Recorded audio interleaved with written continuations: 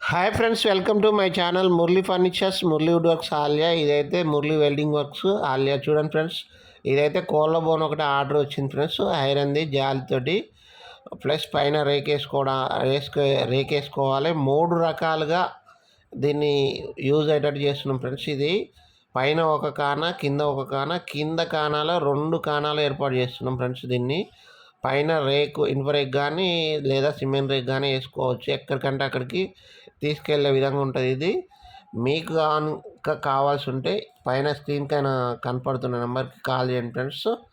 అతి తక్కువ ధరలో తయారు చేసి హోమ్ డెలివరీ ఇవ్వబడును. ఇది కలర్ కూడా వేసుకోవచ్చు ఫ్రెండ్స్.